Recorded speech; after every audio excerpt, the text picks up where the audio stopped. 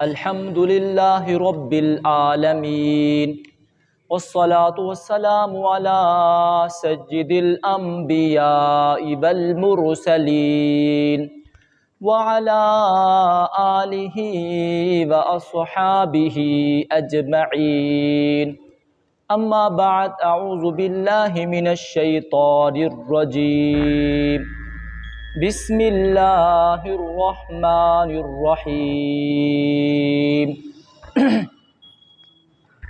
اشداء علی الکفار رحماء بینہم صدق اللہ العلی العظیم۔ تمام حضرات عقیدت اور محبت کے ساتھ درود پاک پڑھ لیں۔ میرے واجب الاحترام دوستوں، بزرگوں، ساتھیوں، جو آیت میں نے آپ حضرات کے سامنے تلاوت کی ہے، اس آیت میں اللہ تعالیٰ نے صحابہ اکرام اور اہل بیت کی آپس کی ہمدردی اور رشتہ داریوں اور آپس کے حسن سلوک کو بیان کیا ہے۔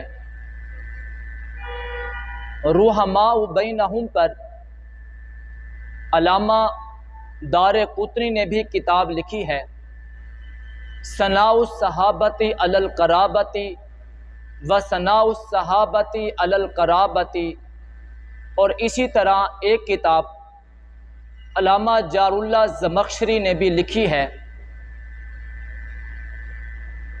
اور اسی طرح ایک کتاب مولانا نافع رحمۃ اللہ علیہ نے رحماء بینہم لکھی ہے۔ ان تمام کتابوں کے لکھنے والے کا استدلال یہی آیت رحماء بینہم ہے۔ اللہ نے قرآن کریم کے مختلف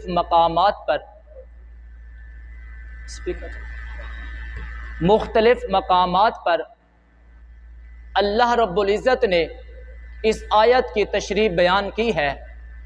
اولئک بعضهم اولیاء بعض کہہ کر اس آیت کی تشریح کی ہے، وَأَلَّفَ بَيْنَ قُلُوبِهِمْ، یہ کہہ کر اللہ رب العزت نے اس آیت کی تشریح کی ہے۔ اللہ رب العزت نے ارشاد فرما دیا، اشداء علی الکفار، یہ کفار پر سخت ہیں، رحماء بینہم، آپس میں رحم دل ہیں، یہ کفار پر شدید ہیں، رحماء بینہم، یہ آپس میں رفیق ہیں۔ جب یہ آیت اتری تو صحابہ اکرام کفار سے، حتیٰ کہ ان کا لباس بھی اپنے ساتھ نہ ملنے دیتے تھے، ان سے بھی احتراز کرتے تھے، لیکن جب کسی مسلمان سے ملنا ہوتا تو بغل گیر ہو جاتے، مصافحہ کرتے اور معانقہ کرتے۔ تو میرے بھائیوں، صحابہ نبی کے در والے ہیں اور اہل بیت نبی کے گھر والے ہیں۔ ہم اہل سنت در والوں سے بھی محبت کرتے ہیں، ہم اہل سنت گھر والوں سے بھی محبت کرتے ہیں۔ صحابہ اور اہل بیت کی محبت اور رحم دلی کا بیان میں یوں کرنا چاہوں گا، اگر رحماء بینہم کی تشریح صحابہ اور اہل بیت کی زندگی میں دیکھنا چاہتے ہیں تو ان کی مبارک زندگیوں میں جو ایک دوسرے کے ساتھ رشتے ہوئے، ان رشتوں کو دیکھ لیجئے۔ سب سے پہلے جناب ابو بکر صدیق ہیں، جو نبی کا یار بھی ہے، جو نبی کا وفادار بھی ہے، جو نبی کا یار غار بھی ہے، یار مزار بھی ہے، نبی کے ہر وقت ہر مشکل میں ساتھ دینے والا بھی ہے، امام اول بھی ہے، مسلم اول بھی ہے اور خلیفہ اول بھی ہے۔ وہاں پر حضرت ابو بکر صدیق رضی اللہ تعالی عنہ پیغمبر صلی اللہ علیہ وسلم کا سسر بھی ہے۔ اللہ کے پاک پیغمبر کی بیوی حضرت خدیجۃ الکبریٰ رضی اللہ تعالی عنہا کا انتقال ہوا، حضور غمزدہ ہیں، پریشان ہیں۔ ابو بکر صدیق نبوت کے مزاج قدر شناس تھے، انہوں نے اپنی لخت جگر سیدہ فاطمہ کا، سیدہ عائشہ صدیقہ کا نکاح سرکار دو عالم صلی اللہ علیہ وسلم کے ساتھ کر کے سسر ہونے کا اور حضور کو اپنا داماد بنانے کا اعزاز پا لیا ہے۔ اللہ کے پاک پیغمبر کے یہ محبوب صحابی سیدنا ابو بکر صدیق دونوں جہانوں کے سردار کے سسر ہیں۔ صرف سسر نہیں ہیں، حضرت ابو بکر صدیق آقا دو جہاں صلی اللہ علیہ وسلم کے ہم زلف بھی ہیں۔ تاریخ کی کتابوں میں لکھا ہے حضرت ابو بکر صدیق کی ایک بیوی، ان کا نام اسما بنت امیس ہے۔ یہ اسما بنت امیس 9 بہنیں تھیں۔ ایک بہن کا نام حضرت میمونہ بنت حارث ہے۔ اس میمونہ بنت حارث کا نکاح آقا دو جہاں صلی اللہ علیہ وسلم کے ساتھ ہوا۔ ان کی ایک بہن، ان کا نام ام الفضل ہے، اس کا نکاح حضرت عباس کے ساتھ ہوا۔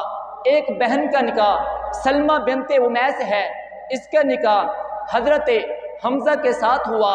تو 4 رشتے، ایک کا نکاح ابو بکر صدیق کے ساتھ ہوا، ایک کا نکاح آقا دو جہاں صلی اللہ علیہ وسلم کے ساتھ ہوا، ایک بہن کا نکاح حضرت عباس کے ساتھ ہوا، ایک بہن کا نکاح حضرت حمزہ کے ساتھ ہوا۔ حضرت ابو بکر صدیق ہم زلف عباس بھی ہے، حضرت ابو بکر صدیق ہم زلف حمزہ بھی ہے، حضرت ابو بکر صدیق ہم زلف رسول اللہ صلی اللہ علیہ وسلم بھی ہے۔ یہ رحماء بینہم کی تشریح ہے کہ ابو بکر صدیق سسر پیغمبر بھی ہے۔ ابو بکر صدیق کا داماد اللہ کا محبوب پیغمبر ہے۔ یہ رحماء بینہم کی تشریح ہے کہ ابو بکر صدیق حضرت عباس کا ہم زلف بھی ہے، حضرت ابو بکر صدیق حضرت حمزہ کا ہم زلف بھی ہے، حضرت ابو بکر صدیق رسول اللہ کا ہم زلف بھی ہے، اور حضرت ابو بکر صدیق کا بیٹا محمد بن ابو بکر یہ ہم زلف ہے۔ حضرت حسین رضی اللہ تعالی عنہ کے علی المرتضیٰ کا بیٹا حسین بن علی کا یہ ابو بکر صدیق کا بیٹا محمد بن ابو بکر یہ ہم زلف حسین ہے۔ توجہ تو کریں، شاہ ایران کی 2 لڑکیاں حضرت فاروق اعظم کے دور میں مال غنیمت میں آئیں۔ حضرت فاروق اعظم نے حضرت علی سے مشورہ کیا، بتاؤ ان 2 شہزادیوں کا نکاح میں کن کے ساتھ کروں؟ حضرت علی المرتضیٰ نے فرمایا، اے فاروق اعظم، آپ کو اجازت ہے، آپ کو رخصت ہے، آپ جس کے ساتھ بھی ان کا نکاح کرنا چاہیں آپ کر سکتے ہیں۔ حضرت فاروق اعظم نے فرمایا، ایک شہزادی کا نکاح میں ابو بکر صدیق کے بیٹے محمد بن ابو بکر سے کرنا چاہوں گا، اور دوسری شہزادی کا نکاح علی المرتضیٰ کے بیٹے حسین بن علی کے ساتھ کرنا چاہوں گا، حسین بن علی کے ساتھ کرنا چاہوں گا۔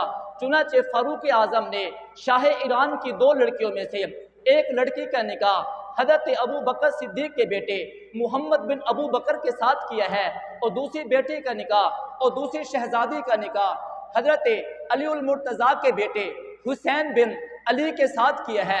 تو توجہ کریں، محمد بن ابو بکر اور حسین بن علی یہ دونوں ہم زلف ہیں۔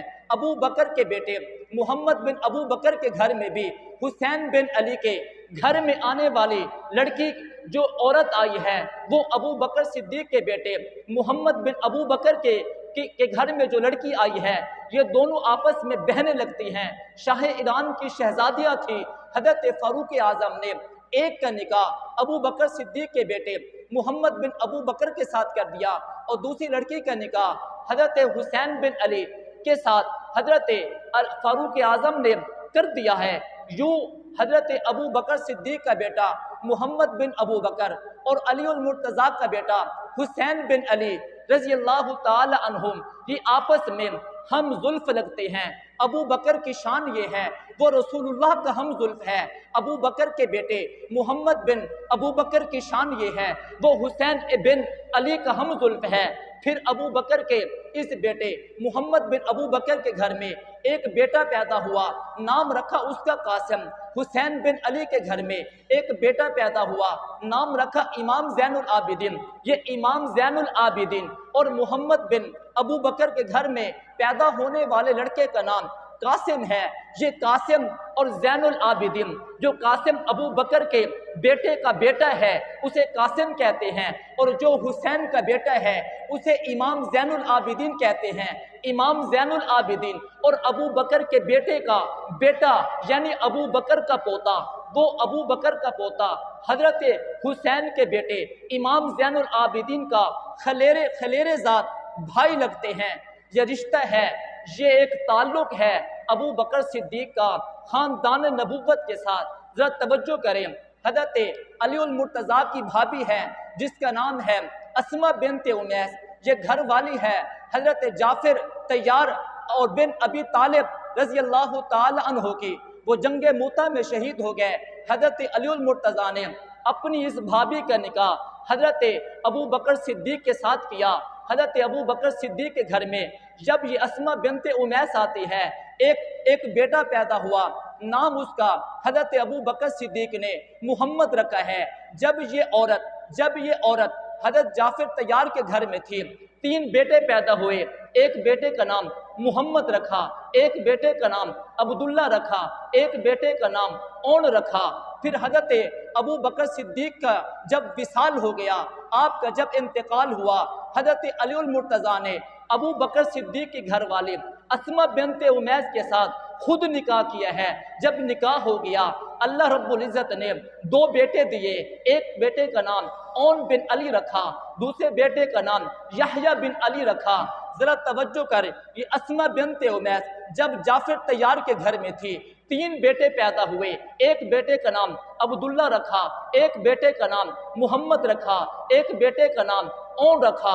یہی جب اسماء بنت امیس ابو بکر کی زوجہ بنتی ہے، ایک بیٹا پیدا ہوا، نام اس کا محمد رکھا۔ یہی اسماء بنت امیس جب علی المرتضیٰ کے گھر میں آتی ہے، آپ کی بیوی بن جاتی ہے، آپ کی زوجہ بن جاتی ہے، 2 بیٹے پیدا ہوتے ہیں، ایک بیٹے کا نام اون بن علی رکھا گیا، ایک بیٹے کا نام یحییٰ بن علی رکھا گیا۔ میں پوچھنا چاہوں گا، جعفر طیار کے 3 بیٹے ہیں، ابو بکر کا 1 بیٹا ہے اور علی المرتضیٰ کے 2 بیٹے ہیں، ان سب کی ماں ایک ہے، باپ اگرچہ مختلف ہیں، لیکن ابو بکر کا بیٹا ہو، جعفر طیار کے 3 بیٹے ہوں، علی المرتضیٰ کے 2 بیٹے ہوں، یہ سارے کے سارے 5 لڑکے، یہ 6 لڑکے حضرت اسماء بنت امیس کے بطن سے پیدا ہوئے ہیں، باپ مختلف ہے، ماں ایک ہے۔ یہاں تک کہ جب ابو بکر صدیق کا انتقال ہوا، محمد بن ابو بکر چھوٹا سا لڑکا تھا، اسماء بنت امیس جب علی کے گھر میں آتی ہے، علی کی بیوی بنتی ہے، تو محمد بن ابو بکر کو بھی ساتھ لاتی ہے۔ ابو بکر کا یہ بیٹا محمد بن ابو بکر علی کی تربیت میں رہتا ہے، علی کی کفالت میں رہتا ہے۔ جناب علی المرتضیٰ آپ کی تربیت بھی کرتے ہیں، آپ کی کفالت بھی کرتے ہیں، آپ کی خدمت بھی کرتے ہیں، یہاں تک کہ یہ ابو بکر صدیق کا بیٹا جو محمد بن ابو بکر ہے، جسے پالا علی المرتضیٰ نے ہے، جس کی تربیت علی المرتضیٰ نے کی ہے، جس کی کفالت جناب علی المرتضیٰ نے کی ہے، جناب علی المرتضیٰ فرمایا کرتے تھے، یہ ابو بکر کی پشت سے محمد بن ابو بکر، یہ پیدا تو ابو بکر کے گھر میں ہوا ہے، لیکن اس کی تربیت علی کے گھر میں ہوئی ہے۔ یہ رحماء بینہم کی تشریح ہے، یہ رحماء بینہم کی تشریح ہے۔ ذرا توجہ کریں، حضرت ابو بکر صدیق رضی اللہ تعالیٰ عنہ کے 2 بیٹے، ایک بیٹے کا نام عبد الرحمن بن ابو بکر ہے، ایک بیٹے کا نام محمد بن ابو بکر ہے۔ عبد الرحمن بن ابو بکر کے ہاں ایک لڑکی پیدا ہوئی، نام اس کا رکھا اسماء۔ محمد کے گھر میں ایک بیٹا پیدا ہوا، نام رکھا اس کا قاسم۔ ابو بکر کی پوتی اور ابو بکر کے پوتے کا آپس میں نکاح ہوا، ایک لڑکی پیدا ہوئی، نام رکھا اس کا ام فربا۔ یہ ابو بکر کی پڑپوتی ہے۔ اس ابو بکر کی پڑپوتی کا نکاح حضرت حسین، حضرت علی المرتضیٰ کے پڑپوتے، حسین کے پوتے اور امام زین العابدین کے بیٹے امام جعفر صادق سے ہوا۔ امام جعفر صادق کو اللہ نے دیا بیٹا، نام رکھا اس کا امام باقر سے ہوا۔ امام باقر کو اللہ نے دیا بیٹا، نام رکھا اس کا امام جعفر، امام جعفر کو دیا اللہ نے بیٹا، نام رکھا اس کا موسیٰ کاظم، موسیٰ کاظم کو دیا بیٹا اللہ نے، اس کا نام رکھا علی رضا، علی رضا کو دیا بیٹا، نام رکھا امام نقی، امام نقی کو دیا بیٹا، نام رکھا امام تقی، امام تقی کو دیا بیٹا، نام رکھا حسن عسکری، حسن عسکری کو دیا بیٹا، نام اس کا محمد ہے، کنیت اس کی ابو بکر ہے، لقب اس کا مہدی ہے۔ میں ذرا پوچھنا چاہوں گا، آپ مجھے بتائیں امام مہدی کا ابو کون ہے؟ آپ کہیں گے حسن عسکری ہے، حسن عسکری کا ابو کون ہے؟ امام تقی ہے، امام تقی کا ابو کون ہے؟ امام نقی ہے، امام نقی کا ابو کون ہے؟ موسیٰ علی رضا ہے، علی رضا کا ابو کون ہے؟ موسیٰ کاظم ہے، موسیٰ کاظم کا ابو کون ہے؟ امام جعفر صادق ہے، امام جعفر صادق کا ابو کون ہے؟ امام باقر ہے، امام باقر کی والدہ کون ہے؟ امام باقر کی والدہ کون ہے؟ جواب آتا ہے وہ فروہ ہے۔ میں نے کہا فروہ کس کی بیٹی ہے؟ جواب آتا ہے عبد الرحمن کی ہے۔ ارے عبد الرحمن کس کا بیٹا ہے؟ جواب آتا ہے یہ ابو بکر کا بیٹا ہے۔ ارے امام جعفر صادق سے لے کر امام مہدی تک یہ سب جس کی اولاد ہے اسے فروہ کہتے ہیں، اور فروہ جس کی اولاد ہے اسی کو ابو بکر صدیق کہتے ہیں، اسی کو ابو بکر صدیق کہتے ہیں۔ ابو بکر کی پڑپوتی اور حضرت حسین رضی اللہ تعالیٰ عنہ کے پوتے اور علی المرتضیٰ کے پڑپوتے امام زین العابدین کے بیٹے امام باقر سے رشتہ ہوا ابو بکر صدیق کی پڑپوتی حضرت فروہ کا۔ یہ آگے جتنے بھی امام ہیں یہ اسی فروہ کی اولاد ہیں، اور فروہ کس کی اولاد ہے؟ وہ عبد الرحمن بن ابو بکر کی اولاد ہے۔ ارے عبد الرحمن بن ابو بکر کس کا بیٹا ہے؟ جواب آتا ہے اسی کو ابو بکر صدیق کہتے ہیں۔ رحماء بینہم کی تشریح صحابہ اور اہل بیت میں یوں نظر آتی ہے۔ ذرا آگے چلیں، حضرت فاروق اعظم رضی اللہ تعالیٰ عنہ جہاں پر نبی کے صحابی ہیں، جہاں پر نبی کے دوست ہیں، نبی نے جس کے لیے دعا مانگی ہے، اور جس کو نبی نے کہا اگر کوئی میری امت میں محدث ہوتا تو وہ عمر ہوتا، وہ عمر وہ ہے جسے پاک پیغمبر نے کہا اگر میرے بعد کوئی نبی ہوتا تو وہ عمر ہوتا، عمر وہ ہے جس کے بارے میں پاک پیغمبر نے فرمایا عمر جس راستے سے تو گزرتا ہے شیطان وہ راستہ بھی بھول جاتا ہے، عمر وہ ہے۔ پاک پیغمبر کہتے ہیں میں جنت میں گیا، میں نے جنت کی سیر کی، میں نے جنت کے ایک محل کو دیکھا، میں نے پوچھا بتاؤ یہ کس کا محل ہے؟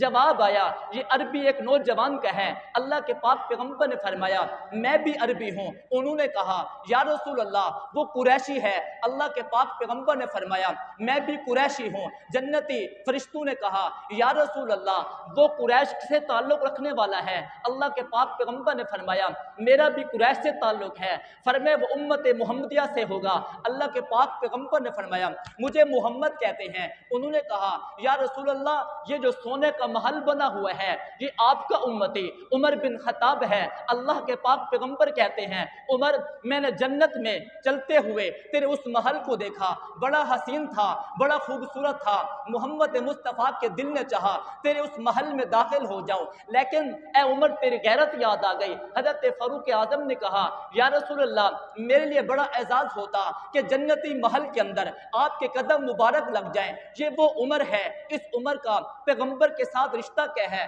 ذرا توجہ تو کر۔ حضرت فاروق اعظم کی ایک بیٹی ہے جس کا نام ہے حفصہ بنت عمر۔ حفصہ بنت عمر کا نکاح آقا دو جہاں صلی اللہ علیہ وسلم کے ساتھ ہوتا ہے۔ یوں فاروق اعظم اپنا ایک لقب پا لیتے ہیں، دنیا میں اعزاز پا لیتے ہیں۔ وہ اعزاز یہ ہے کہ فاروق اعظم کو سسر پیغمبر ہونے کا اعزاز ملتا ہے، اور محمد مصطفیٰ کو اپنا داماد بنا لیتے ہیں۔ فاروق اعظم وہ ذات ہے جو نبی کا مراد پیغمبر بھی ہے، جس کو پیغمبر نے مانگا بھی ہے۔ فاروق اعظم وہ ہے جو مراد علی ہے۔ ذرا توجہ تک، امام حاکم نے المستدرک میں یہ اس نکاح کا رشتے کا تعلق کا ذکر کیا ہے کہ حضرت فاروق اعظم داماد علی ہیں۔ حضرت فاروق اعظم نے حضرت علی المرتضیٰ سے کہا جناب علی المرتضیٰ آپ اپنی بیٹی کلثوم بنت فاطمہ بنت علی کا نکاح میرے ساتھ کر دیجئے۔ جناب علی المرتضیٰ نے فرمایا میں اس اپنی بیٹی کا نکاح اپنے بھائی جعفر بن ابی طالب کے بیٹے عبداللہ بن جعفر کے ساتھ کرنا چاہوں گا۔ حضرت فاروق اعظم نے کہا اس کا رشتہ میرے ساتھ کر دیں، میں اس کی نگہداشت ایسی کروں گا ایسی کوئی بھی نگہداشت نہیں کرے گا۔ حضرت علی المرتضیٰ نے اپنی بیٹی ام کلثوم جو فاطمہ کے بطن سے پیدا ہوئی اس کا نکاح حضرت فاروق اعظم کے ساتھ کر دیا۔ 40,000 درہم بھی مقرر ہوا۔ جناب فاروق اعظم صحابہ کی محفل میں آتے ہیں اور آ کر کہا مجھے خوشخبری دو، مجھے مبارکباد دو۔ صحابہ نے کہا کس چیز کی مبارک؟ فرمایا علی المرتضیٰ نے اپنی بیٹی ام کلثوم جو فاطمہ کے بطن سے پیدا ہوئی ہے اس کا نکاح میرے ساتھ کر دیا ہے۔ صحابہ کے سامنے صحابہ نے حضرت فاروق اعظم کو مبارکباد دی۔ حضرت فاروق اعظم نے کہا میں نے یہ نکاح کسی اور غرض کے لیے نہیں کیا، میں نے یہ نکاح اس غرض کے لیے کیا ہے کہ پاک پیغمبر نے فرمایا جب کل قیامت کا دن ہوگا ہر نسب، ہر رشتہ، ہر تعلق ختم ہو جائے گا، لیکن جس کا میرے ساتھ تعلق بن جائے گا، میرے ساتھ رشتہ بن جائے گا، وہ کل قیامت کے دن بھی اس کا رشتہ میرے ساتھ قائم رہے گا۔ میں نے علی المرتضیٰ کی بیٹی ام کلثوم کے ساتھ اس وجہ سے نکاح کیا ہے جب کل قیامت کے دن میں حضور کی دربار میں آؤں جہاں پر دنیا میں میرا حضور کے ساتھ تعلق قائم رہا، رشتہ قائم رہا، کل قیامت کے دن حضور کے ساتھ میرا تعلق قائم رہے۔ اس وجہ سے میں نے فاطمہ کی بیٹی ام کلثوم کے ساتھ، میں نے علی المرتضیٰ کی بیٹی ام کلثوم کے ساتھ رشتہ کیا ہے۔ یہ رحماء بینہم کی تشریح ہے، یہ رحماء بینہم کی تشریح ہے کہ عمر سسر پیغمبر بن گیا اور حضور کو داماد بنا لیا۔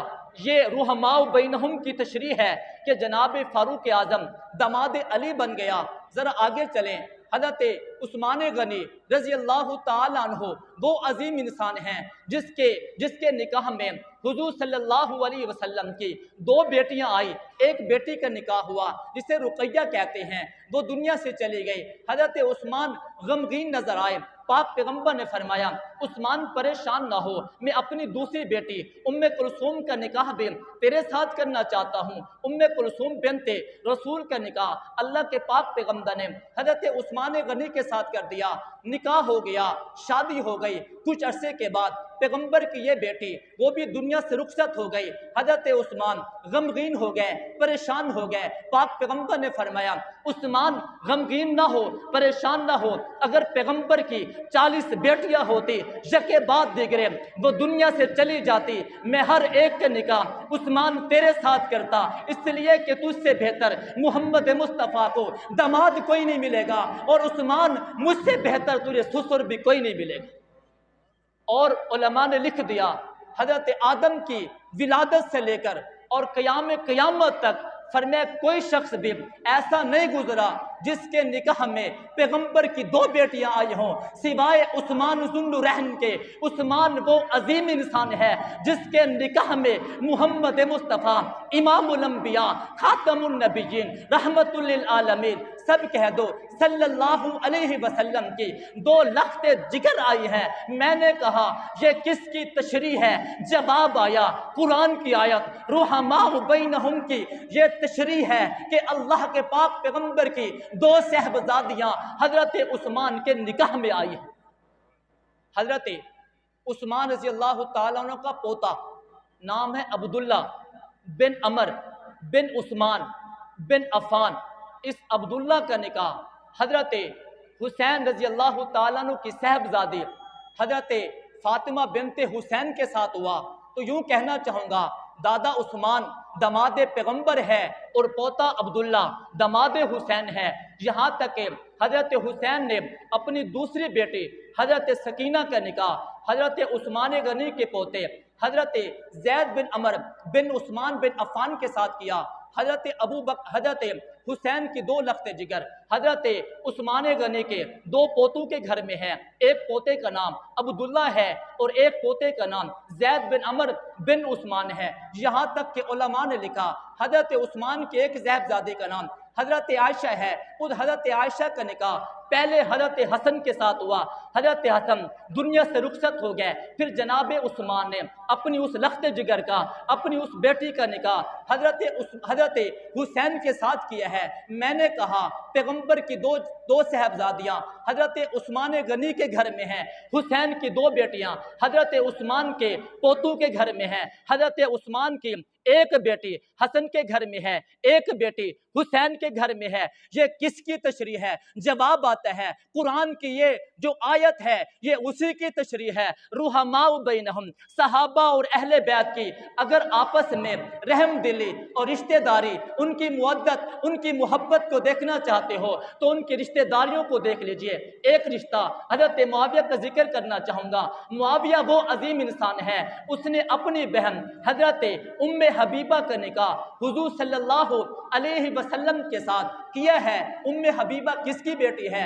جواب آتا ہے ابو سفیان کی بیٹی ہے۔ ام حبیبہ کس کی بہن ہے؟ جواب آتا ہے معاویہ کی بہن ہے۔ ذرا توجہ تو کر، حضرت معاویہ رسول اللہ کے ہم زلف ہیں۔ حضور صلی اللہ علیہ وسلم کی ایک بیوی کا نام ام سلمہ ہے، ام سلمہ کی ایک بہن کا نام قرینۃ الصغریٰ ہے۔ اس قرینۃ الصغریٰ کا نکاح حضرت امیر معاویہ کے ساتھ ہوا، جہاں پر امیر معاویہ کاتب قرآن ہے، جہاں پر امیر معاویہ کاتب وحی ہے، جہاں پر امیر معاویہ پیغمبر کا سالہ لگتا ہے، وہاں پر امیر معاویہ حضرت محمد مصطفیٰ کا ہم زلف لگتا ہے۔